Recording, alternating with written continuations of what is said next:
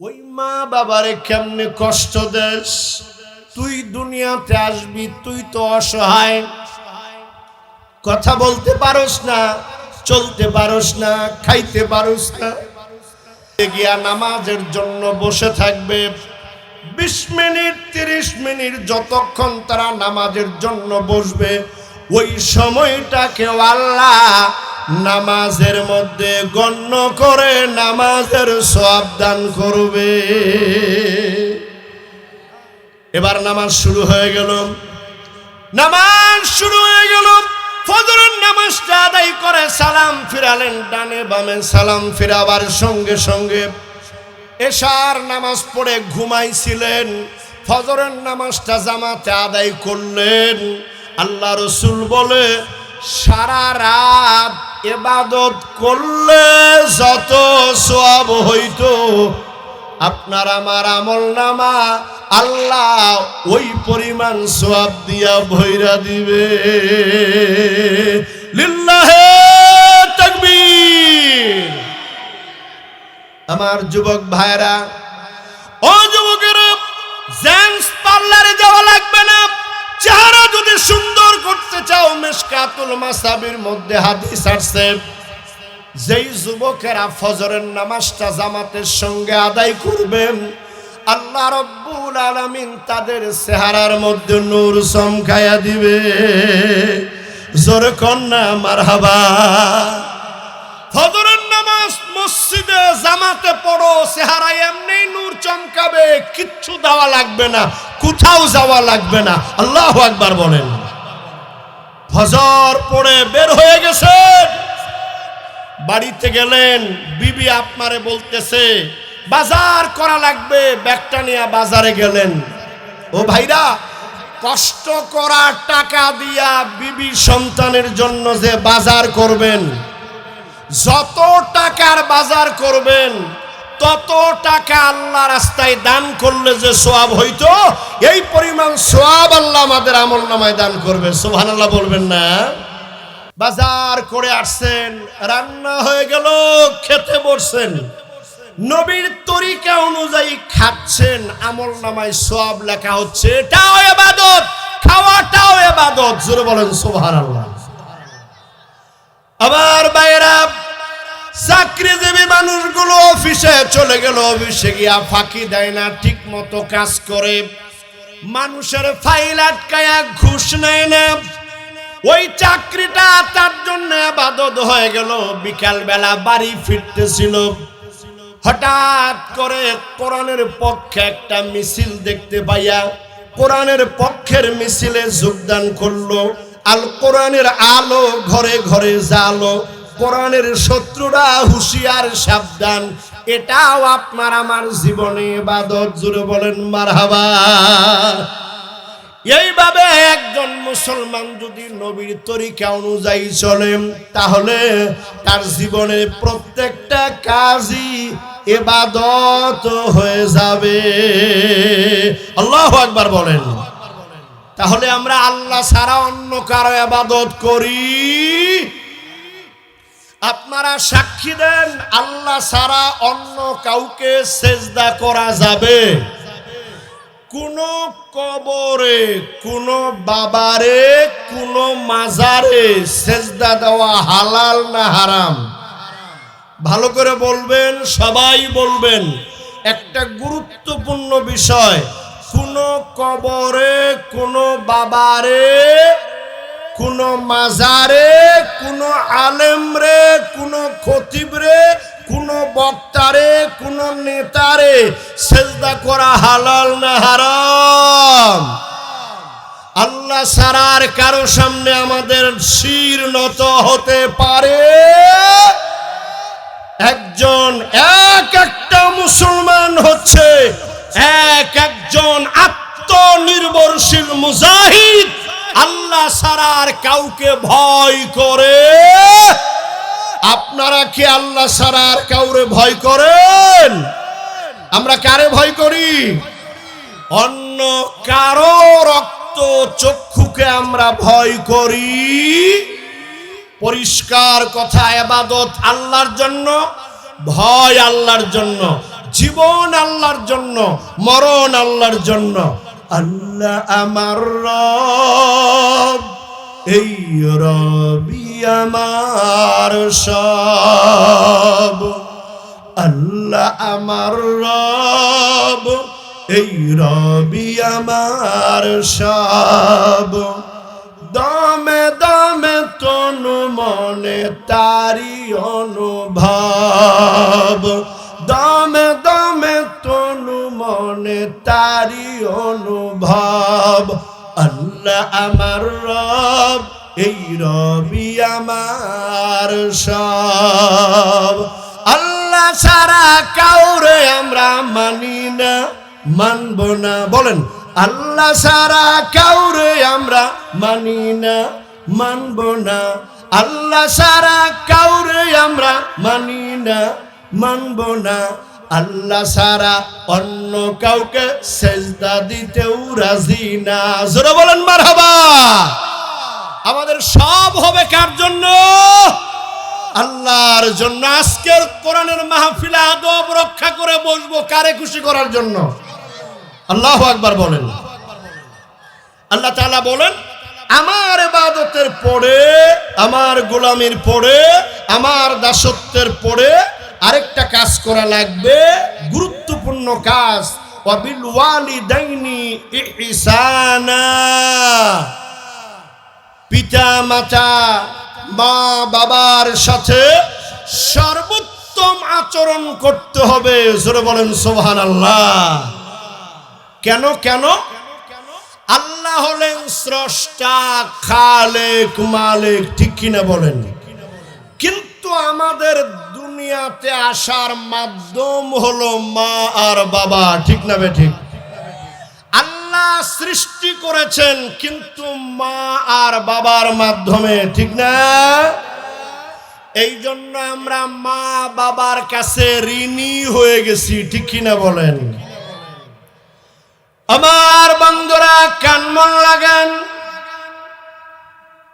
আমার নবী, আপনার নবী, মানবতার নবী মুহাম্মাদুর রাসূলুল্লাহ, সবাই মুহাব্বত করে বলি সাল্লাল্লাহু আলাইহি ওয়াসাল্লাম। আল্লাহর নবী ডাক দেয়া বলেন, তিন রকমের মানুষ আল্লাহর জান্নাতে প্রবেশ করবে না।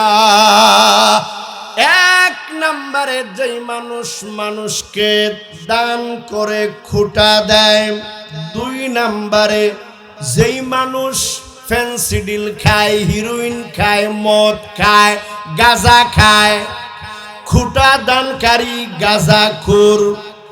তিন নম্বরে যেই যুবকেরা, যেই মানুষগুলো বাবা মার অন্তরে আঘাত দেয়, মারে কষ্ট দেয়, বাবারে আঘাত দেয়, আল্লাহর কসম আল্লাহর নবী ডাক দিয়ে বলেন, এই মানুষগুলো আল্লাহর জান্নাতে যাবে না। জোরে কন্যা সুবহানাল্লাহ। আমার নবী ডাক দিয়ে বলে, ও দুনিয়ার মানব মণ্ডলী, 5 ওয়াক্ত নামাজ পড়ো, গভীর রাত্রিবেলা ঠান্ডার মধ্যে ওযু করে তাহাজ্জুদ পড়ো, যাকাত দাও, হজ করো, জিকির করো, বিবি পর্দায় রাখো, দান খয়রাত করো, যত ইবাদত করো, আল্লাহরে খুশি করতে পারবা না যদি বাবা মা অসন্তুষ্ট থাকে। বাবা মা যদি তোমার উপরে বেজার থাকে, একটা ইবাদত কবুল হবে না। আল্লাহু আকবার বলেন। আমি আজকে হাদিসটা পড়তে গিয়ে অবাক হয়ে গেলাম। মা বাবা সন্তুষ্টির উপরে আল্লাহর সন্তুষ্টি, মা বাবার অসন্তুষ্টির উপরে আল্লাহর অসন্তুষ্টি। জোরে কন্যা মারহাবা। যত ইবাদতি করেন, মা বাবার হৃদয়ে কষ্ট পাইলে একটাও কবুল হবে না। আল্লাহু আকবার বলবেন না আমার ভাইরা? নবীজি একবার মসজিদের মেম্বারে উঠছেন, প্রথম তাকে পা দিয়া বললেন ধ্বংস, খুব মনোযোগ। দ্বিতীয় তাকে পা দিয়া বললেন ধ্বংস। তৃতীয় তাকেও পা দিয়া দাঁড়ায় বললেন ধ্বংস। নবী ধ্বংস বলে আমার ভাইরা সাহাবায়ে কেরাম বললেন, ইয়া রাসূলুল্লাহ, ইয়া হাবিবাল্লাহ, কাদের ধ্বংস আপনি কামনা করলেন, কাদের জন্য আমিন আমিন বললেন? নবীজি বললেন, এক নাম্বার, প্রথম তাকে যখন পা দিলাম তখন জিব্রাইল বলল, ওগো নবীজি, যারা আপনার নাম শুনবে কিন্তু দরুদ বলবে না তাদের জন্য ধ্বংস। আমি বললাম আমিন। দ্বিতীয় তাকে পা দিলাম, জিব্রাইল বলল, রমজান পাইলো জীবনের গুনাহগুলো মাফ করাইতে পারলো না, তাদের জন্য ধ্বংস। আমি নবী বললাম আমিন। তৃতীয় ধাপে পা দিলাম, জিব্রাইল বলল, মা বাবা দুইজনকে অথবা একজনকে পাইল, কিন্তু মা বাবার খেদমত করে বেহেশতটা নিতে পারলো না, ওই যুবক যুবতীর জন্য ধ্বংস। আমি নবী বললাম আমিন। জোরে কন্যা সুবহানাল্লাহ।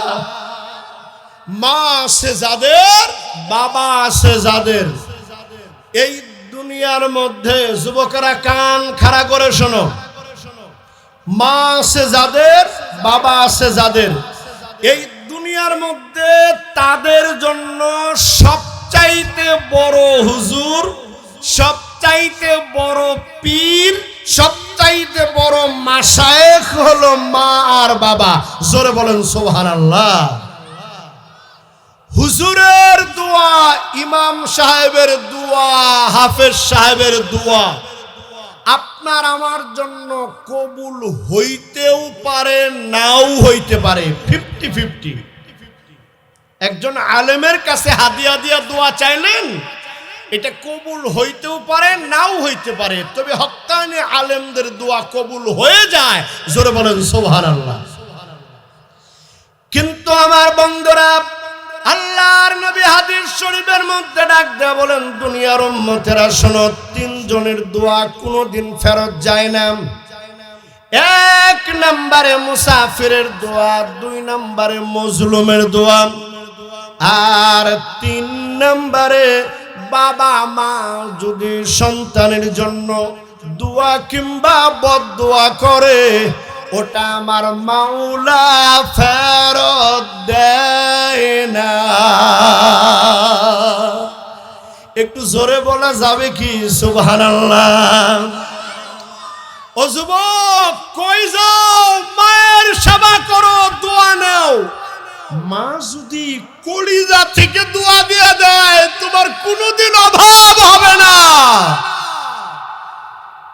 দুরারোগ্য ব্যাধি আছে, ডাক্তার কবরাজ ফেল হয়ে গেছে, মা বাবার কাছে যাও, গিয়ে খেদমত করে দোয়া চাও, কলিজার থেকে দোয়া দিলে আমার আল্লাহ তোমারে ভালো বানায় দিবে। হজ করবা, 6 লক্ষ টাকা লাগে হজ করতে। এখন মিশকাতের হাদিসের মধ্যে আল্লাহর নবী বলেন, ও আমার উম্মতেরা, ও যুবকেরা, কান মন দিয়া শোনো, বাড়িতে যাও, মা বাবার চেহারার দিকে মহব্বত করে একবার তাকাও। নবীজি বলেন, কোন অনুগত সন্তান মা বাবার দিকে মহব্বত করে একবার তাকাবার সঙ্গে সঙ্গে আমলনামার মধ্যে মিনিমাম একটা কবুল হজ্জের সওয়াব লেখা হয়। আর আসতে বলেন সুবহানাল্লাহ, জোরে কোন সুবহানাল্লাহ। সাহাবীরা বললেন, হুজুর, কেউ যদি মায়ের চেহারার দিকে 100 বার তাকায়, নবীজি বললেন তেমনই হবে, তার মানে 100টা কবুল হজ্জের সওয়াব আল্লাহ দৈনিক দান করবেন। ও যুবক, কই যাও? ফেসবুক, টিকটক, ইউটিউব এগুলার থেকে সময় কমাও। বাবা শুইছে, গিয়া বাবার পায়ের কাছে গিয়া পাটা টিপ্পা দাও, মাথাটা বানায় দাও। দোয়া চাওয়া লাগবে না, কলিজার থেকে তোমার জন্য দোয়া করবে, ভাগ্যটা খুলে যাবে। ঠিক কিনা বলেন? মা গোসল করতে যায়, টিউবওয়েল চাপটা, বুড়া মানুষ পানিটা বুড়ায় দাও। রান্না বান্নায় সহযোগিতা করো, মাকে অজু করায় দাও, বাবারে অজু করায় দাও। অসুস্থ হয়েছে, মাথাটা বানায় দাও। মা বাবার খেদমত করো, তোমার সবচাইতে বড় পীর, ভাগ্যটা খুলে যাবে। আল্লাহু আকবার বলেন। আমার ভাইরা, কান মন দিয়া যুবক ভাইরা শুনেন, আল্লাহর নবী বলেন, যেই যুবকটা, যেই মানুষটা সকালবেলা ঘুম থেকে জাগ্রত হলো, এমন অবস্থায় মা বাবা তার উপরে সন্তুষ্ট। আল্লাহর নবী ডাক দিয়ে বলেন, যার উপরে মা বাবা সন্তুষ্ট, এমত অবস্থায় যদি ভোর করে, ওই সকাল থেকে আল্লাহ তার জন্য জান্নাতের 2টা দরজা খুলে দেয়। আবার সন্ধ্যার সময় যদি এমন হয় মা বাবা অসন্তুষ্ট, তাহলে আল্লাহ রাব্বুল আলামিন জাহান্নামের 2টা দরজা খুলে দেয়। জোরে কোন নাউযুবিল্লাহ। এক সাহাবী আল্লাহ রাসূলের সামনে গিয়া প্রশ্ন করেছে, হুজুর, মা বাবার কি হক আছে আমাদের উপরে? একটু সংক্ষেপে এক কথায় বলবেন, খুব ভালো করে বুঝেন। আল্লাহর নবীর কাছে জিজ্ঞেস করছে, হুজুর, মা বাবার কি হক আছে, একটু সংক্ষেপে এক কথায় আমারে বলেন। নবীজি আরবিতে একটা বাক্য বললেন, হুমা জান্নাতুকা ওয়া নারুকা। আপনারা আমার সাথে বলেন, হুমা জান্নাতুকা ওয়া নারুকা, আও কামা ক্বালা আলাইহিস সালাতু ওয়াস সালাম। তার মানে রাসূল বললেন, হুমা মানে বাবা মা 2 জনে, জান্নাতুকা তোমার বেহেশত, আবার বাবা মা 2 জনে, নারুকা তোমার জাহান্নাম। সুবহানাল্লাহ বলবেন না? তার মানে হলো, বাপ মা যদি তোমার উপরে সন্তুষ্ট হয়ে যায়, আল্লাহর জান্নাতের দরজা তোমার জন্য খোলা হয়ে যাবে। বাপ মা যদি তোমার উপরে বেজার হয়ে যায়, আল্লাহর জাহান্নামের দরজা তোমার জন্য খোলা হয়ে যাবে। জোরে কন্না নাউযুবিল্লাহ। নবীজির সামনে আরেক সাহাবী চলে আসছেন, এসে বললেন, হুজুর, আমি সব চাইতে উত্তম আচরণ কার সঙ্গে করব? নবীজি বললেন, তোমার মায়ের সঙ্গে। দ্বিতীয়বার বললেন, কার সঙ্গে? নবীজি বললেন, তোমার মায়ের সঙ্গে। তৃতীয়বার বললেন, কার সঙ্গে? নবীজি বললেন, তোমার মায়ের সঙ্গে। চতুর্থবার আবার জিজ্ঞেস করছে, হুজুর, কার সঙ্গে উত্তম ব্যবহার করব? নবীজি বললেন, বাবার সঙ্গে। তার মানে হলো, আমার আল্লাহর নবী বাবার চাইতে মায়ের মর্যাদা 3 গুণ বাড়াইয়া দিলেন।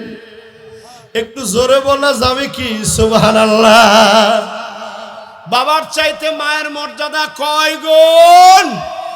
স্লোগান হবে, বাবার চাইতে মায়ের মর্যাদা কয় গুণ?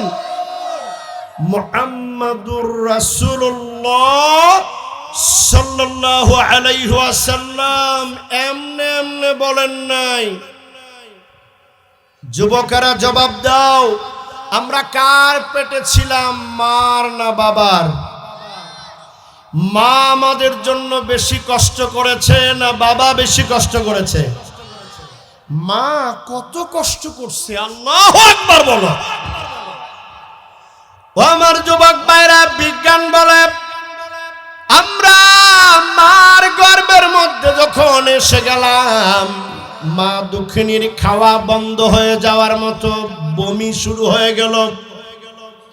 মা খেতে পারে না, বমি হয় বারবার। ডাক্তারের কাছে যায়, বারবার গ্যাস্ট্রিকের বড়ি, বমির বড়ি দেয়, কিন্তু লাভ নাই। তুমি আর আমি মার গর্ভের মধ্যে আসার কারণে মার বমি আর বন্ধ হয় না। কয়েক মাস পর্যন্ত মা ঠিক মতো খাইতে পারে না। এরপরে তোমার আমার আকৃতি যখন হয়ে গেল, তুমি আর আমি যখন লড়াচড়া করতে পারি, 6 মাস 7 মাস যখন হয়ে গেল মায়ের পেটের মধ্যে, মা দুঃখিনী সংসারে কাজগুলো দেখাশোনা করে রাতের বেলা সবার সঙ্গে খেতে বসেছে, সবাই খাচ্ছে ভালো খাবার, কিন্তু তুমি আর আমি মার পেটের মধ্যে লাথি মারছি, গুতা মারছি, মা খেতে পারে নাই। খাবারের থালাটা সামনে সরাইয়া দিয়া মা 2 চোখের পানিগুলো জার জার করে ছেড়ে দিয়েছে।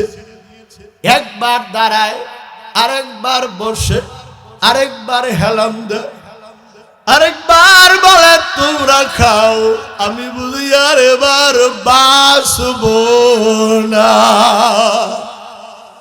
আমার নবী ডাক দিয়া বলে, বাচ্চা পেটে আসার কারণে মা যে ঠিক মতো খাইতে পারে না, যতদিন খাইতে পারলো না ততদিন নফল রোজা করলে যত সওয়াব হইতো, আল্লাহ মায়ের আমল নামাই নফল রোজার সওয়াব দিয়া দেয়। আমার ভাইরা, তুমি আর আমি মায়ের পেটে আসার পর থেকেই বমি শুরু হয়ে গেল। গভীর রাত্রিবেলা বমি, সব ঘুমাইয়া, মা ঘুমাইতে পারে না, বমি করতে করতে মনে হয় গলা চিড়ে যাবে। রাতের বেলা 2টা 3টা নাই, 4টা নাই, 5টা নাই, বমি করতেছে। কিছুদিন পরে তুমি আর আমি যখন বড় হয়ে গেলাম, লড়াচড়া করতে শিখলাম, বাড়ির সবাই ঘুমায়া গেছে, বাবা ঘুমায়, দাদিও ঘুমায়, চাচাও ঘুমায়, চাচিও ঘুমায়, কিন্তু গভীর রাত্রিবেলা মা দুঃখিনীর পেটের মধ্যে তুমি আর আমি লাথি মেরেছি, গুঁতো মেরেছি।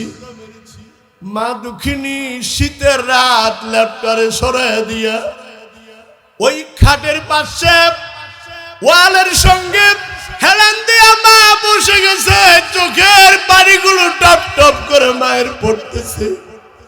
পেটটারে দইরা একবার কাত হয়, আবার হেলান দেয়, আবার নিচে নেমে দাঁড়ায়। নড়াচড়ার শব্দ পাইয়া বাবার ঘুম ভেঙে যায়।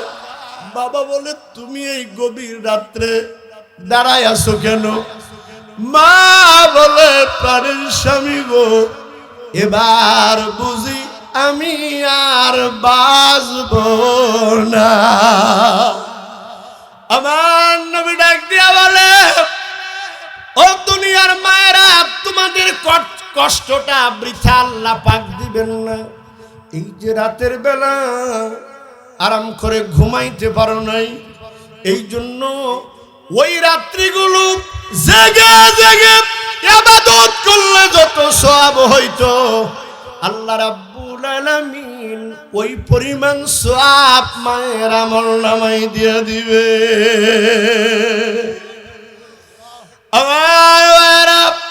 আমরা যখন মায়ের পেটে বড় হয়ে গেলাম, ক্ষুধার উদ্রেক হলো, পেটে খাবারের দরকার। দুনিয়ার কোনো বিজ্ঞানী, কোনো ডাক্তার, কোনো নার্স মায়ের পেটে খাবার দিতে পারে না। আপেল, কমলা, বেদানা, ডানু, রেড কাউ, যত দুধ বলেন, কোনো খাবারই মায়ের পেটের মধ্যে দিতে পারে না। আমরা তাহলে খাইলাম কি? কোনোদিন কি চিন্তা করছিলাম? আল্লাহর নবী মায়ের মর্যাদা 3 গুণ কেন বললেন খেয়াল করেন। বিজ্ঞানীরা, স্বাস্থ্য বিজ্ঞানীরা ডাকতে বলে, দুনিয়ার মানব মণ্ডলী তোমরা শোনো, তোমার যখন খাবারের প্রয়োজন হলো, রব্বুল আলামিন মায়ের মাসিক অসুখ বন্ধ করে দিয়া মায়ের নাভির সঙ্গে তোমার নাভির তার লাগাইয়া দিয়া তিল তিল করে মায়ের রক্ত খাওয়াইয়া তোমারে বড় করছে। ওই নাপাক রক্তটা মুখ দিয়া দেয় নাই, কারণ এই মুখটা পবিত্র রাখছে। দুনিয়ার মধ্যে আল্লাহ নামের জিকির করবা, কোরআনে কারীম তেলাওয়াত করবা।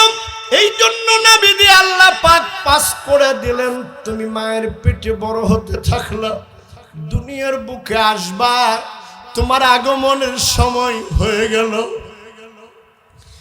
আল্লাহ পাক বলে, ও দুনিয়ার মানব মণ্ডলী, যেসব মেয়েদের বাচ্চা হয় নাই তাদেরকে প্রসব বেদনার কথা ওয়াজ করে বোঝানো যাবে না।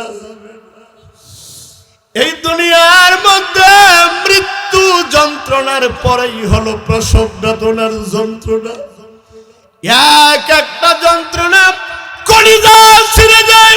মা দুঃখিনী স্বামীর হাত দুইটা ধরে বলে, প্রাণের স্বামী গো, আমাদের গ্রাম এলাকায় বুঝে না, ওই সময় স্বামীরে কাছে থাকতে দেয় না। সবচেয়ে প্রিয় মানুষটা কাছে থাকতে দিবেন, প্রাণের স্বামী কাছে পাইলে একটু সাহস পাবে।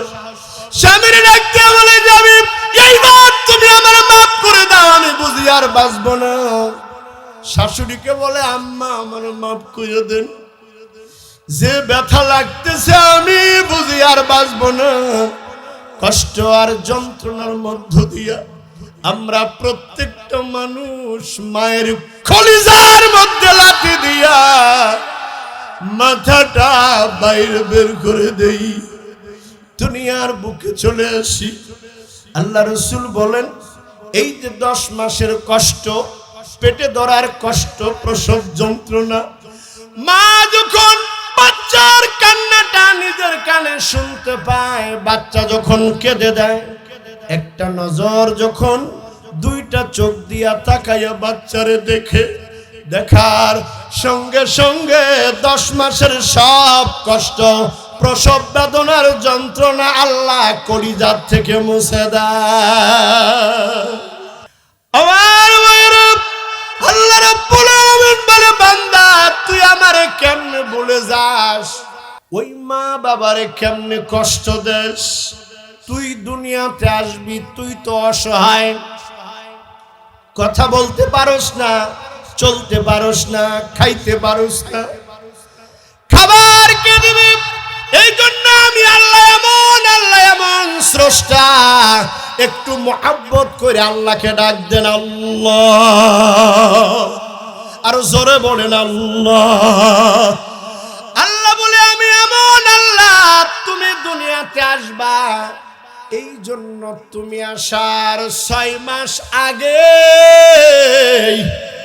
তোমার জন্য খাদ্যটা কুসুম কুসুম গরম কইরা মায়ের বুকে রিজার্ভ করে দিলাম। এটা বেশি গরমও করি নাই, ঠান্ডাও করি নাই। ঠান্ডা করলে তোমার নিউমোনিয়া হবে, গরম করলে কচি কণ্ঠ পুড়ে যাবে। এজন্য কুসুম কুসুম গরম করে দিলাম, ঘন বানাই নাই, হজম করতে পারবে না কচি পাকস্থলী, এই জন্য একেবারে পাতলা করে দিলাম। একটা ছিদ্র দিয়া চুষা মারলে অনেকগুলো দুধ বের হয়ে কচি কণ্ঠটা বন্ধ হয়ে যেতে পারে, মৃত্যুবরণ করতে পারো। এই জন্য ওই বুকের মাথায় সূক্ষ্ম সূক্ষ্ম 32টা ছিদ্র দিয়া আমি রব্বুল আলামিন দুধ বের করে তোমার জীবন বাঁচাই।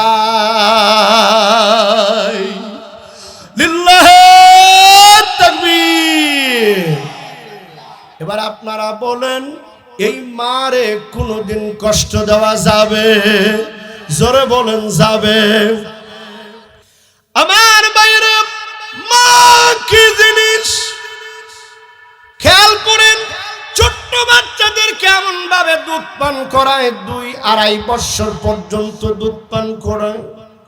আল্লাহ পাক বলেন, তুমি কথা বলতে পারো না, লড়াচড়া করতে পারো না, এই জন্য মায়ের কলিজার মধ্যে তোমার জন্য দুর্বিনীত মহব্বত পয়দা করে দেয়। চুলার উপরে গরম দুধ রেখে তোমার কান্না শুনলে মা তোমার কাছে দৌড়াইয়া আসে।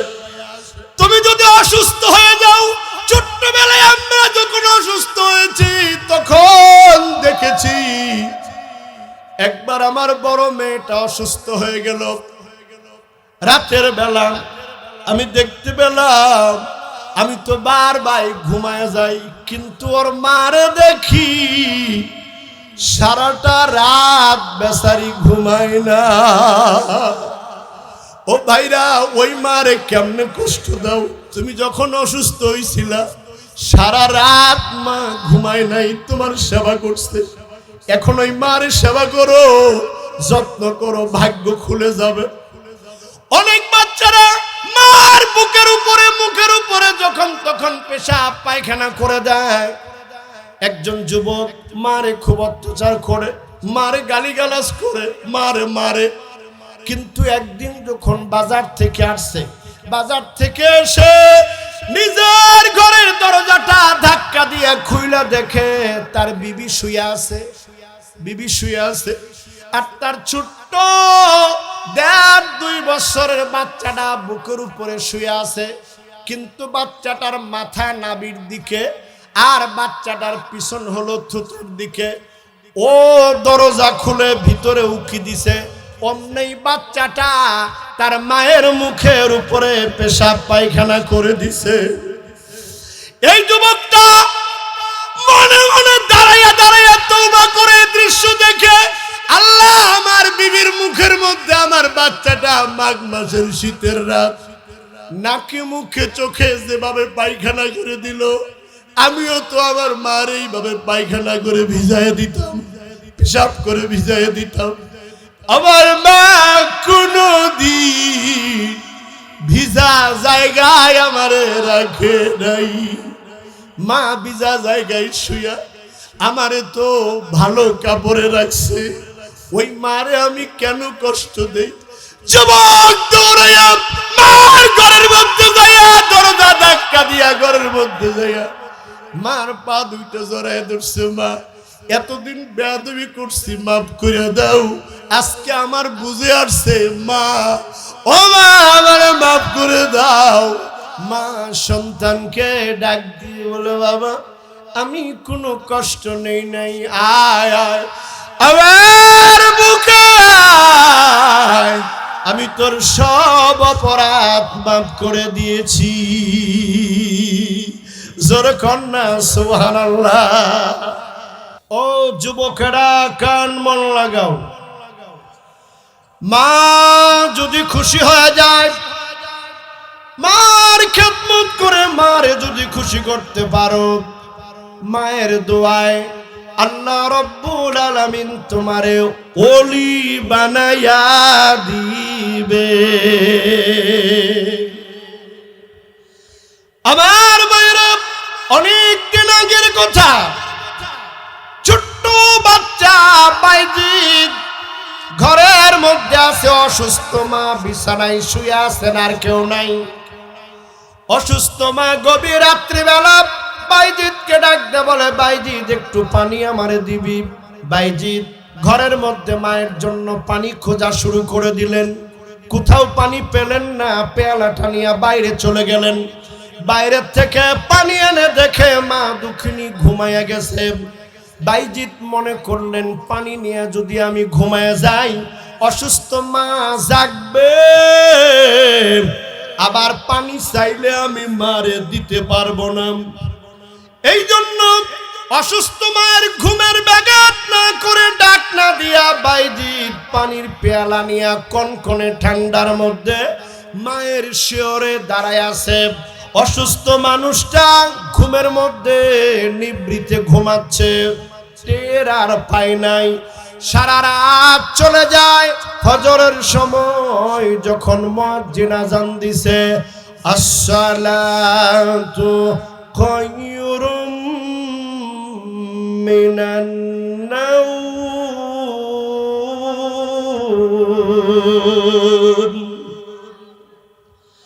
আযান হয়ে গেল। বাইজিদের মা বিছানা থেকে উঠে নজর করে দেখে বাইজিদ পানি নিয়ে দাঁড়ায় আছে, থরথর করে কাঁপতেছে। ডাক দিয়ে বলে, বাবা, পানি নিয়ে দাঁড়ায় আছো কেন? বলে, মা, প্রথম রাত্রিতে পানি চাইছিলেন, আমি যদি ঘুমায় যাইতাম, আবার যদি পানি চান আপনার কষ্ট হবে। আপনার অসুস্থ মানুষ আপনি, আপনার ঘুমটাও আমি ভাঙি নাই। এই পানি কখন চাইবেন এই জন্য আমি দাঁড়ায় আছি। মা তাড়াতাড়ি করে উঠলেন, বাইজিদের হাত থেকে পানির পেয়ালাটা নিয়ে পান করলেন, বাইজিদকে আরাম করে কম্বল দিয়া শুয়ায় দিলেন। এবার মা ওযু করে যাই নামাজের মধ্যে গিয়ে সিজদায় পড়ে গেলেন, আল্লাহকে ডাক দেয়া বলে, আল্লাহ ও আল্লাহ, আমার বাইজিদ আজকে আমার জন্য যা করছে আমার কলিজা ঠান্ডা হয়ে গেছে। আল্লাহ তুমি আমার বাইজিদকে সুলতানুল আরিফিন বানায়া দাও। মায়ের দোয়া বন্দুকের গুলি মিস হতে পারে, মায়ের দোয়া মিস হয় না, আল্লাহর দরবারে কবুল হয়ে গেল। ওই বাইজিদ আর বাইজিদ রইল না, ওই বাইজিদ বুস্তামি আল্লাহর ওলি হইয়া যায়। লিল্লাহে তাকবীর। আল্লাহর নবী নিজে মায়ের খেদমত করে দেখা দিয়ে গেছেন। আল্লাহু আকবার বলেন। রাসূল নিজে মায়ের মর্যাদা দিয়েছেন, বিশ্ব নবী এরপরেও মায়ের খেদমত করতে ভুলে যান নাই। আল্লাহু আকবার বলেন। আমার ভাইরা কান মন লাগান, আমার নবী সাহাবায়ে কেরামের মধ্যে বসা এমন সময়ে দেখা যায় একজন বুড়ি মহিলা নবীর দিকে আসতেছে। আল্লাহর নবী দাঁড়ায় গেলেন, ওই মহিলারে স্বাগতম জানাইয়া নিজের কাছে বসাইলেন, ওই মহিলার সঙ্গে কথা বললেন, আবার দাঁড়াইলেন, ওই মহিলাকে বিদায় জানাইয়া দিলেন। ওই মহিলা চলে গেল। সাহাবায়ে কেরাম বললেন, ইয়া রাসূলুল্লাহ, এটা কোন মহিলা? একজন বৃদ্ধা মহিলার জন্য আপনি দাঁড়ান, আবার বড়ে বসেন, আবার ইস্তেকবাল করেন, এটা কোন মহিলা একটু বলেন।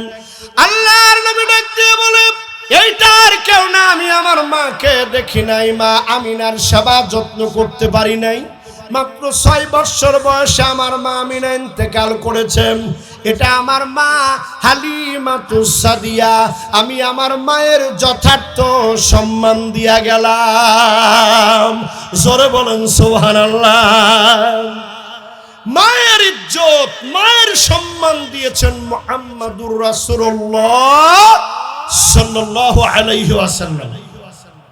এক লোক মাকে পিঠে বহন করে কাবা ঘরটা তাওয়াফ করেছে। গোটা কাবা ঘর তাওয়াফ শেষ করে 7 চক্কর দিয়া রাসূলের সামনে এসে বলে, হুজুর, মায়ের হক কিছু আদায় করতে পারছি? নবীজি বললেন, না, এক চুষা দুধের হক আদায় করতে পারো নাই। আল্লাহু আকবার বলেন। এক সাহাবী হযরত আবু হুরায়রা রাদিয়াল্লাহু তাআলা আনহু নবীজির খেদমতে এসে শুধু কাঁদতেছে আর কাঁদতেছে। জোরে কোন সুবহানাল্লাহ। আমার ভাইরা, নবীজি বললেন, আবু হুরায়রা কান্দো কেন, কি হয়েছে আমারে খুলে বলো। আবু হুরায়রা বলে, ইয়া রাসূলুল্লাহ, ইয়া হাবিবাল্লাহ, গত রাত্রে আপনার দরবার থেকে বাড়ি যাইতে দেরি হয়েছিল, এই জন্য আমার মা আমারে দারুণভাবে মেরেছে, এই জন্য কান্দি। নবীজি বললেন, আবু হুরায়রা, তুমি কি জানো না আমি নবীর দরবারে মায়ের বিরুদ্ধে কোনো মামলা চলবে না। লিল্লাহে তাকবীর। বিশ্ব নবী বলছেন, আমি নবীর দরবারে মায়ের বিরুদ্ধে কোনো মামলা চলবে। আল্লাহু আকবার বলেন। হযরত আবু হুরায়রা বললেন, হুজুর, আমি আপনার কাছে মামলা দিতে আসি নাই। কেন এসেছো? কাঁদো কেন? বলে, হুজুর, আমি জানি আপনি হাত তুলতে দেরি, মোনাজাত কবুল হতে দেরি হয়, আপনি আমার মার জন্য দোয়া করেন, মা যেন কালেমা পড়ে মুসলমান হয়ে যায়, কিয়ামতের ময়দানে একসঙ্গে যেন আমরা জান্নাতের মধ্যে প্রবেশ করতে পারি। নবীজি প্রিয় সাহাবীর মায়ের জন্য সঙ্গে সঙ্গে হাত দুইটা তুললেন, আল্লাহর দরবারে দোয়া করলেন, আল্লাহুম্মা হদি উম্মি আবি হুরায়রা, আল্লাহর নবী তার মার জন্য দোয়া করে এই দিক দিয়ে আবু হুরায়রা দৌড়াইয়া বাড়ির দিকে যাচ্ছিল। বাড়ির দিকে গিয়ে হাজির হয়ে গেল। দরজার মধ্যে নক করল। হযরতে আবু হুরায়রার টার্গেট হলো আমি আগে বাড়িতে আসলাম নাকি আমার নবীর দোয়াটা আমার মায়ের শানে কবুল হইয়া যায়। আমার ভাইরা দরজার মধ্যে নক করলে মা বললেন একটু দাঁড়াও, দরজা খুলতেছি। দরজা খুললেন, বুড়ি মানুষ, চুলের থেকে পানিগুলো, গোসলের পানিগুলো টপ টপ করে পড়তেছে। আবু হুরায়রার মা বলল, বাবা তুমি তো কোনো খারাপ জায়গায় যাও নাই, আমি তোমাকে মেরে অনুতপ্ত হয়েছি, আমি গোসল করেছি, আমাকে নবীর দরবারে নিয়ে চলো, আমি এক্ষুনি কালেমা পড়ে মুসলমান হয়ে যাব। লিল্লাহে তাকবীর। এভাবে নবীজি মায়ের ইজ্জত, সম্মান, মর্যাদা দিয়েছেন। ও যুবকেরা, খবরদার, মা বাবার সাথে অন্যায় আচরণ করা যাবে। আল্লাহ তৌফিক দেখ, বলি আল্লাহুম্মা আমিন। এবার হলো আসল কথা, আগে কোন আল্লাহু আকবার। আমার ভাইরা, এবার আসল কথা। ছেলেরা যে খেদমত করে না, বুড়া বয়সে সেই দিন খবরে দেখলাম এক বুড়ি মহিলারে ছেলেরা ওই জঙ্গলের মধ্যে, কাদার মধ্যে, ক্ষেতের মধ্যে ফালায় দিছে। নাউজুবিল্লাহ বলেন। এরকম কুলাঙ্গার আছে না নাই? একবার একটা ভিডিওতে দেখলাম পুলিশেরা পেট্রোল ডিউটি করতেছে, রাতের বেলা একটু আওয়াজ পাই আগায় গেছে, দেখে বাড়ির সামনে আমরা যেটা আড়া বলি না, জঙ্গল, এই জঙ্গলের মধ্যে একজন বুড়ি মহিলা প্রায় বিবস্ত্র অবস্থায় পড়ে আছে। দারোগা ছিল হিন্দু, বেচারা বুড়ি মহিলাকে উদ্ধার করে কাপড় চুপড় দিয়া ঢেকে লোকজনকে খবর দিয়া তালাশ করে বের করলো এর ছেলে পেলে আছে কিনা। দেখা গেল মুসলমান এবং 3টা ছেলে আছে, হাফ বিল্ডিং বাড়িঘর, অথচ মারে জঙ্গলের মধ্যে ফালাইয়া দিছে। নাউজুবিল্লাহ বলবেন না? এরকম কুলাঙ্গার ছেলে বাংলাদেশে আছে। আল্লাহর কসম, যারা মায়ের উপরে স্ত্রীকে প্রাধান্য দেবে এরা জান্নাতের গন্ধও পাবে না। স্ত্রীর বাজার হয়, সন্তানের খাবার হয়, কিন্তু অভাব হয় বুড়ার বুড়ির জন্য, ঠিক কিনা বলে? ওই বুড়ি মা আর বুড়ার জন্য অভাব হয়। কেন কেন অভাব হয়? আল্লাহ রাব্বুল আলামিন বলেন, ফালা তাকুল লাহুমা উফফি ওয়ালা তানহারহুমা ওয়া কুল লাহুমা কওলান কারীমা।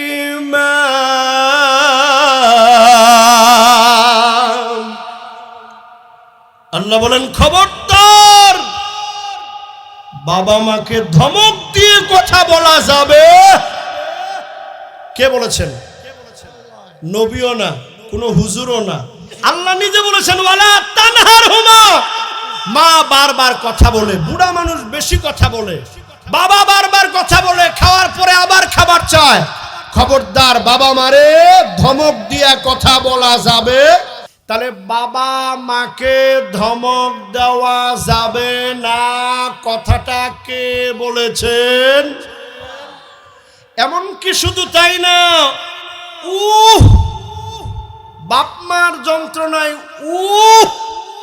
বলা যাবে, অথবা আপনার আমার কোনো আচরণে বাবা মা যেন ইস আহ এইটুকুও যেন না বলে। সুবহানাল্লাহ কোন?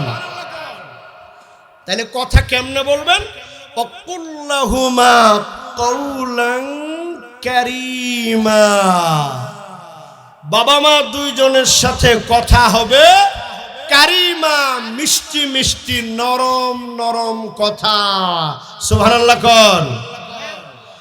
তাফসীরে আসছে মিষ্টি মিষ্টি নরম নরম কথা মানে প্রতাপশালী কোন রাজার দরবারে, প্রতাপশালী মুনিবের দরবারে গোলামদের এইভাবে ভয়ের সঙ্গে কথা বলে, বাপ মার সামনে দাঁড়ায়া ওইভাবে আদবের সঙ্গে ভয়ের সঙ্গে কথা বলতে হবে। ধমক দিয়া কথা বলা যাবে না, বেয়াদবি করা যাবে না, অন্তরে আঘাত দেওয়া যাবে না, বাবা মার হৃদয়ে কষ্ট দেওয়া যাবে না। যদি দেন ভাগ্য পুড়ে যাবে, জান্নাতের গন্ধও পাবেন না। এই সন্তানগুলো যে বাপ মার সাথে খারাপ ব্যবহার করে, এই জন্য আমি অনেকটাই বাবা মাকে দায়ী করি।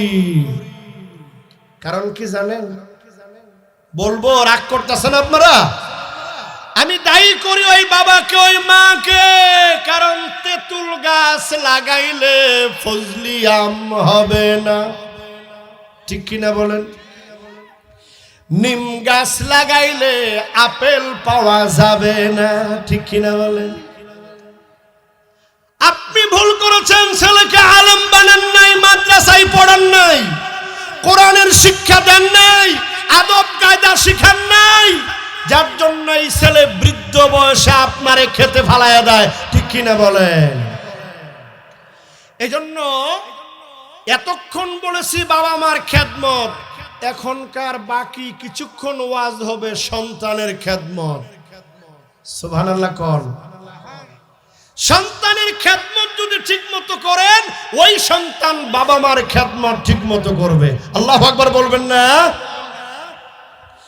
আমার বায়রা, সংক্ষেপে আমার সময় শেষ। আমার বাইরা সংক্ষেপে শুধু বলবো, সন্তানের খেদমতের মধ্যে 1 নাম্বার খেদমত হলো সন্তানের জন্য ভালো একটা মায়ের ব্যবস্থা করা। ভালো বিয়ে করতে হবে, নামাজি, পর্দানিশীন, আল্লাহওয়ালা, দিনদার, মাদ্রাসায় পড়ুয়া, আল্লাহওয়ালা, নামাজি মেয়ে বিয়ে করতে হবে, ঠিক কিনা বলেন? মা যদি ভালো না হয়, সন্তান কি ভালো হবে? বলেন হবে? মা ভালো না হলে সন্তান ভালো হবে না। 1 নাম্বার হলো ভালো মা দিতে হবে আগে। বিয়ের সময় সাবধান, শিক্ষিত, ভদ্র, দিনদার, নামাজি, আল্লাহওয়ালা মেয়ে বিয়ে করতে হবে। রাজি আছি তো ইনশাআল্লাহ? 2 নাম্বার হলো বিয়ের পর থেকে আল্লাহর দরবারে বারবার দোয়া করবেন, আল্লাহ একটা নেককার সন্তান দিও, মেয়ে দাও, ছেলে দাও, নামাজি দিও, আল্লাহওয়ালা দিও, ভালো ছেলে দিও। সন্তানের জন্য দোয়া করাম। আমাদের জাতির পিতা ইব্রাহিম আলাইহিস সালাম দোয়া করেছেন, রব্বি হাবুলি মিনাস সালিহিন।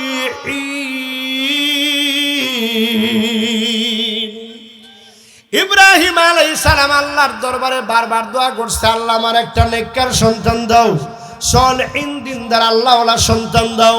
এই জন্য প্রত্যেকটা বাবার দায়িত্ব হলো বিয়ে করার পর থেকে চোখের পানি ফেলে ফেলে আল্লাহর দরবারে কাঁদতে হবে, আল্লাহ আমার পোলারা ভালো সন্তান দিও, আদবওয়ালা দিও, নামাজি দিও, জ্ঞানী দিও, চরিত্রবান দিও।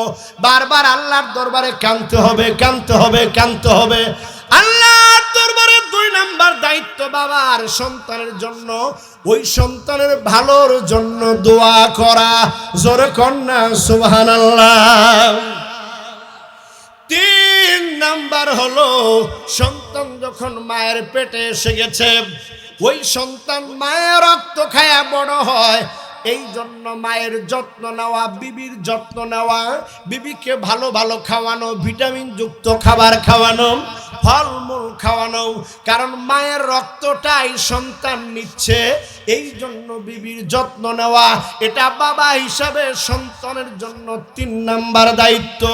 4 নাম্বার দায়িত্ব হলো সন্তান যখন দুনিয়াতে আসার সময় হয়ে যাবে, বেহুদা গ্রামের লোকজন দিয়া কোনো টেনশনে পড়ে না যাওয়া, ভালো ডাক্তারের শরণাপন্ন হইয়া অথবা মহিলা ডাক্তারের কাছে নিয়ে পরীক্ষা নিরীক্ষা করেন, অপেক্ষায় থাকা, সিজার না করে নরমাল ডেলিভারির জন্য কান্নাকাটি করা। জোরে কন্যা সুবহানাল্লাহ। 4 নম্বর দায়িত্ব, নরমাল ডেলিভারির জন্য আল্লাহর কাছে কানবেন। একটা মেয়ের একবার সিজার করলে মাত্র 18-20 বছর বয়সে যখন সিজার হয়, ওই মেয়েটা ক্ষুত হয়ে যায়, ওই মেয়েটা জীবনের জন্য অক্ষুব্ধ হয়ে যায়, ওই মেয়েটা জীবনের জন্য অসুস্থ হয়ে যায়। 1 বার 2 বার 3 বার সিজার করলে বুড়ি হওয়ার আগেই নানান রোগে আক্রমণ করে। জোরে কন্যা নাউজুবিল্লাহ। এই জন্য 4 নাম্বার দায়িত্ব হলো নরমাল ডেলিভারির জন্য বুদ্ধিমানের কাজ করবেন। আমার এলাকায় কয়েকদিন আগে মা বাচ্চা 2 জনই মারা গেছে। জোরে কন্যা নাউজুবিল্লাহ। ইন্না লিল্লাহি ওয়া ইন্না ইলাইহি রাজিউন। এর কারণ হলো ওরা কোনো মহিলা ডাক্তারের কাছে নেয় নাই, মাতৃসদনেও নেয় নাই, শিক্ষিত লোকের পরামর্শ নেয় নাই, গ্রামের মহিলাদের পরামর্শে গ্রাম্য মূর্খ ধাত্রীর কাছে নিয়ে গেছিল, যার জন্য স্বাভাবিক ডেলিভারির সময় মা বাচ্চা মর্মান্তিকভাবে 2 জনই মারা গেছে। এই জন্য বাবার সন্তানের জন্য 4 নাম্বার দায়িত্ব হলো নরমাল ডেলিভারি করাইলেও প্রয়োজনে যদি জটিল দেখেন মাতৃসদনে ভর্তি রাখবেন, অথবা প্রশিক্ষিত শিক্ষিত একজন ধাত্রী উপজেলা কমপ্লেক্স থেকে আপনার বাড়িতে এনে রাখবেন, সে নার্সিং করে নরমাল ডেলিভারি করাবে। এটা বাবার জন্য 4 নাম্বার দায়িত্ব। কন্যা সুবহানাল্লাহ। 5 নম্বরে দায়িত্ব হলো সন্তানটা যখনই দুনিয়াতে আসবে, বাচ্চাটা কুলের মধ্যে নিয়ে হুজুর লাগবে না, ইমাম লাগবে না, মাওলানা লাগবে না, বাচ্চার ডান কানে আজানের বাক্যগুলো বলবেন, বাম কানে ইকামতের বাক্যগুলো বলবেন। তাওহীদ এবং রিসালাতের বীজ বাচ্চার হৃদয়ের মধ্যে ঢুকাইয়া দিবেন। অনেকে বৈষম্য করে, ছেলে হইলে আজান দেয়, ইকামত দেয়, কিন্তু মেয়ে হইলে দেয় না। আছে না নাই? ছেলে হোক মেয়ে হোক, বাচ্চা হিসাবে আপনার কাছে সমান, আপনি বাবা হিসাবে সমান, আপনার কাছে ছেলে মেয়ে সমান। সুবহানাল্লাহ বলেন। কাজেই ছেলে হোক মেয়ে হোক কুলের মধ্যে নিয়ে ডান কানে আজান, বাম কানে ইকামত দিবেন। এরপরে খুঁজতে থাকবেন এলাকার মধ্যে আপনার কাছে সবচাইতে বুজুর্গ আলেম কে আছে। সুবহানাল্লাহ কোন। খেজুর নিয়া আর বাচ্চা নিয়া 6 নম্বরের দায়িত্ব। 6 নম্বর দায়িত্ব আপনার। বাচ্চা হওয়ার পরে খেজুর একটা হাতের মধ্যে নিয়ে বাচ্চাটারে কুলে নিয়ে আপনার কাছে যে আলেমটা বুজুর্গ মনে হবে, ওই আলেমের কাছে যাবেন, গিয়া বলবেন যে হুজুর এই যে খেজুর, আপনি একটু বাচ্চাটারে তাহানিক করে দেন। তাহানিক মানে হলো হুজুর ওই খেজুরটা মুখের মধ্যে দিয়া চাবাবে, লালা হবে, এই লালাটা আঙ্গুল দিয়া বাচ্চার মুখে লাগায় দিবে, বরকত। জোরে বলেন সুবহানাল্লাহ। আর একটু খেজুরের সামান্য ক্ষুদ্র টুকরা বাচ্চার মুখে দিবে, ওই ছোট্ট বাচ্চা চেটে চেটে খাবে। সুবহানাল্লাহ বলেন। এটা হলো 6 নম্বর দায়িত্ব। 7 নম্বর দায়িত্ব হলো 7 দিনের দিনে সুন্দর 2টা নাম রাখতে হবে। ঠিক কিনা বলেন? জান্নাতে দেওয়ার কোন পথ কিয়ামতের দিন খুঁজে পাওয়া যাচ্ছে না। মানুষগুলো জাহান্নামের দিকে যাইতেছে। আল্লাহ বলবেন ফেরেশতারা গিয়া দেখতো সন্তানের কোনো ভালো নাম রাখছিল কিনা। আল্লাহর পছন্দ মতো কোনো আউলিয়া উলিয়া গাউস কুতুবের নামের সঙ্গে মিলানো ভালো নাম পাইলে এও সিলাই আল্লাহ মাফ করে জান্নাতের রাস্তা দেখায় দিবে। যারা বলেন সুবহানাল্লাহ। নামের প্রভাব বাচ্চাদের উপরে পড়ে, এজন্য আপনার সন্তানের নাম রাখতে হবে আরবি অর্থবোধক। এটা 7ম দায়িত্ব। বলেন কয় নম্বর দায়িত্ব? 7 নম্বর দায়িত্ব হলো সন্তানের ভালো নাম রাখা। আমার ভাইরা 8 নম্বর দায়িত্ব হলো এই বাচ্চাটারে আপনি যদি দিনদার বানাইতে চান, আল্লাহওয়ালা বানাইতে চান, চরিত্রবান বানাইতে চান, সবার আগে নুরানিয়া মাদ্রাসায় ভর্তি করে দিতে হবে, ইবতেদায়ী মাদ্রাসায় ভর্তি করে দিতে হবে। 8 নাম্বার দায়িত্ব হলো মাদ্রাসায় পড়াইয়া কোরআনের নূরটা কলিজার মধ্যে ঢুকায় দিয়া, এরপরে বাচ্চাটারে আপনার কোরআন শিখাইয়া, হাদিস শিখাইয়া, দিন শিখাইয়া, ইলম শিখাইয়া, চরিত্রবান বানাইয়া আপনার 8ম দায়িত্ব বাচ্চারে মাদ্রাসায় ভর্তি করা। জোরে কন্যা আলহামদুলিল্লাহ। আমার ভাইরা 8 নাম্বার দায়িত্ব মাদ্রাসায় পড়াবেন। এখন আপনারা আমারে পাল্টা প্রশ্ন করতে পারেন, হুজুর তাইলে কি সবগুলো আলেম হবে? ডাক্তার ইঞ্জিনিয়ার কি আমাদের লাগবে না? আমি বলি লাগবে। ডিসি কি লাগবে না? লাগবে। মন্ত্রী লাগবে না? লাগবে। তাইলে সবগুলো মাদ্রাসায় পড়াবো কেন? জবাব হলো প্রাথমিক শিক্ষাটা সকল বাচ্চার মাদ্রাসায় হবে। আলহামদুলিল্লাহ বলেন। নুরানি মাদ্রাসাগুলোতে দিবেন, ইবতেদায়ী মাদ্রাসাগুলোতে দেবেন। প্রত্যেকটা বাচ্চা 40টা হাদিস শিখবে। আল্লাহু আকবার বলেন। ওযু, গোসল, জানাজা, পাক পবিত্রতা সহ মাসালা মাসাইল জীবন চলার জন্য যা দরকার সব শিখবে। পাশাপাশি বাংলা, ইংরেজি, আরবি চমৎকার হাতের লেখা সহ জ্ঞান অর্জন করবে। সুবহানাল্লাহ বলেন। এবার একটা ছেলে আলেম বানাবেন, নুরানি পাশ করার পরে কওমি মাদ্রাসায় ভর্তি করে দেন, কিতাবখানায় আলেম বানাবেন, দেওয়ানগঞ্জ আলিয়া মাদ্রাসায় নিয়ে ক্লাস 5-এ ভর্তি করে দেন, এরপরে আলেম হবে। আরেকটা ছেলে ডাক্তার বানাবেন, হয়তো আপনি স্কুলে পড়াতে চান, পড়ান, পড়াইয়া নামাজ যেন কাজা না করে পাহারা দেন, মিথ্যে যেন না বলে পাহারা দেন, সদা সত্য কথা বলান, শিখান, তালিম দেন, সাথে রাখেন। এই পড়ুক স্কুলে, পড়ুক কলেজে, পড়ুক বিশ্ববিদ্যালয়ে, হোক ডাক্তার, হোক ইঞ্জিনিয়ার, হোক ডিসি। ওই যে 5 পর্যন্ত নুরানি পইরা আইছিল, এই জন্য জীবনে আর দুর্নীতি করবে? বলেন, জীবনে আর দুর্নীতি করবে? লুট করবে?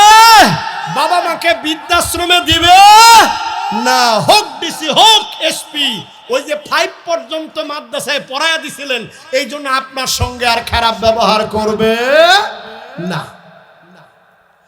9 নম্বর দায়িত্ব হলো সন্তান সাবালক আর সাবালিকা হয়ে গেলেন, সন্তানকে বিয়ে দিতে হবে। এটা বাবার দায়িত্ব। আলহামদুলিল্লাহ কোন? এটা 9 নম্বর দায়িত্ব। কয় নাম্বার? রাগ করতেছেন? রাগ করতেছেন? 9 নম্বর দায়িত্ব বিয়া করাইয়া দেওয়া। সুবহানাল্লাহ কোন? আমার ভাইরা, কোন বাবা মা যদি সন্তানকে বিয়ে করাইয়া না দেয়, দেরি করে অযথা, এই জন্য সন্তানগুলো যদি জানা ব্যভিচারে লিপ্ত হয়ে যায়, পাপের মধ্যে লিপ্ত হয়ে যায়, ওই পাপের বোঝা বাবা মাকে বহন করতে হবে। এই জন্য আপনাদের খেদমতে আরজ করব, মেয়েটা উপযুক্ত হলেই, বয়স হয়ে গেলেই বিয়ে দিয়ে দিবেন। ছেলেটা উপযুক্ত হলে দিনদার মেয়ে দেখে বিয়ে করায়া দিবেন। বিয়ের পরেও লেখাপড়া করা যায়। এখনকার মানুষ কয় মেয়েটা মেধা ভালো, এসএসসি পাস করছে ভালো, ইন্টার পাস করছে ভালো, বলে বিশ্ববিদ্যালয়ে ভর্তি হোক ভালো, কয় অনার্সটা শেষ করুক ভালো, এরপরে মাস্টার শেষ করুক কয় ভালো, বিসিএসটা করুক, তারপরে বিয়া। মেয়ে 25, 30, 32 হয়ে যায়, বুড়ি হয়ে যায়, তারপরে বিয়া দেয়। ঠিক কিনা বলেন? এই ভণ্ডামি বন্ধ করতে হবে। ঠিক কিনা? মেয়েকে উপযুক্ত সময় বিয়ে দিতে হবে।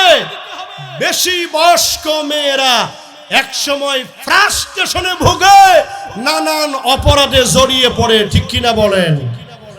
কাজেই মেয়েদেরকে এমন একটা বয়সে বিয়ে দিবেন উপযুক্ত সময়ে, এরপরে সে পড়াশোনাও করতে পারবে, ডাক্তারিও পড়তে পারবে, পর্দার মধ্যে থেকে বিশ্ববিদ্যালয়ে পড়তে পারবে। বিয়েটা আগে দিয়ে দেন। ছেলে উপযুক্ত হয়েছে, বিয়ে দিয়ে দেন। বিয়ে যত সহজ হবে, এই সমাজটা তত পবিত্র থাকবে। সুবহানাল্লাহ বলবেন না? তাহলে সন্তানের প্রতি বাবার 9 নম্বর দায়িত্ব হলো বিয়ে দেওয়া সঠিক সময়ে। ঠিক না বে ঠিক? এবার একটা সমস্যা আমাদের সমাজে আছে, আপনাদের দেওয়ানগঞ্জে নাই, কারণ আপনারা বেহেশতি মানুষ। সেটার নাম হলো মেয়ে বিয়ের ক্ষেত্রে যৌতুক নামের কৌতুক। আছে না নাই? আছে না নাই? আছে যৌতুক। ও যুবকেরা, তোমাদেরকে বলি, যারা বিয়ে করো নাই, শুকরের গোশত খাওয়া হালাল না হারাম? পায়খানা খাওয়া হালাল না হারাম? আমি আর নিচে নামলাম না। শুকরের গোশত আর পায়খানার চাইতেও জটিল হারাম হলো যৌতুকের 1 টাকা চায় নেওয়া। যৌতুক নেওয়া হারাম, হারাম, হারাম। ও যুবক, তোমার কি ব্যক্তিত্ব নাই? তুমি বিয়ে করবা, তোমার শ্বশুরের কলিজার টুকরা মেয়েটাই তো দিয়ে দিচ্ছে, যৌতুক চাও কেন? চাইয়া জোর কইরা 1 টাকা নেওয়াও যৌতুক। শ্বশুর যদি ইচ্ছে করে কিছু দেয়, খাট দেয় অথবা অন্য কিছু দেয়, মেয়ে জামাইরে উপহার দেয়, সেটা ভিন্ন কথা। কিন্তু জোর করে চাইয়া চুক্তি করে 1টা সুতাও নেওয়া যাবে না। হারাম, হারাম, হারাম, কবিরা গুনাহ। ঠিক কিনা বলেন? আমার ভাইরা, আমার বন্ধুরা, আমার ভাইরা, আরেকটা কাজ, খারাপ কাজ শুরু করছে আবার মেয়ের বাবারা। জোরকন নাউজুবিল্লাহ। মেয়ের বাবাদের খারাপ কাজটা হলো, যৌতুক যখন 2 লাখ দিছি, কাবিন করতে হবে 10 লক্ষ টাকা। আচ্ছা, আপনারা বলেন, কাবিন মানে দেনমোহর। কাবিন মানে কি? খুব ভালো করে বুঝেন, কাবিন মানে কি? দেনমোহর। এই দেনমোহর যদি আদায় না করে, তাহলে কিয়ামতের দিন এই ছেলে আর মেয়ে জানাকারীর কাতারে দাঁড়াবে। নাউজুবিল্লাহ বলেন। কাজেই ছেলে যেই পরিমাণ দিতে পারবে ওই পরিমাণ দেনমোহর করতে হবে। জোর কইরা 55,55,55 টাকা এটা দেনমোহর করা যাবে না। মেয়ের বাবাদেরকে ছেলের সামর্থ্য অনুযায়ী দেনমোহর করতে হবে, আর ছেলের বাবাদেরকে সিদ্ধান্ত নিতে হবে, আমরা আর যৌতুক নেব না। রাজি আছি তো ইনশাআল্লাহ? যেই সব যুবকেরা, আলোচনা আমি শেষ করে দিচ্ছি, যেই সব যুবকেরা এখনো বিয়ে করো নাই, তারা একটু আল্লাহর কোরআনের মাহফিলে দেখায় দাও, যৌতুক নেব না। লিল্লাহে তাকবীর। হাত দুইটা তুলে দেখি কে কে যৌতুক নিবা না। এই যুবকেরা, দেখি কে কে যৌতুক নিবা না। আল্লাহ যারা যৌতুক নেবে না, এদেরকে ভালো ভালো চাকরি দিয়ে দিও। আল্লাহ এদের কামাই রোজগারে বরকত দিয়ে দিও। আল্লাহ এই যুবকদেরকে যৌতুক ছাড়া বিয়ে করার তৌফিক দিও। বলি আল্লাহুম্মা আমিন। এবার হাত নামান। আমার ভাইরা, আজকে 9টা দায়িত্বই বললাম। যুবকদের বললাম বাপ মার সেবা করবেন, আর বাবা মাকে বললাম আপনারা 9টা দায়িত্ব পালন করবেন। তাহলে সন্তানও যোগ্য হবে, বৃদ্ধ বয়সে বাবা মাও সেবা পাবে। আমিও দোয়া চাই, আপনাদের জন্য দোয়া করি। আজকে পর্যন্তই। আল্লাহ সুযোগ করে দিলে অন্য কোনো দিন অন্য কোনো বিষয় নিয়ে আপনাদের সামনে আবারও হয়তো দেখা হবে। আমার জন্য দোয়া করবেন, আপনাদের জন্য দোয়া রইল। আসসালামু আলাইকুম ওয়া রাহমাতুল্লাহি ওয়া বারাকাতুহু।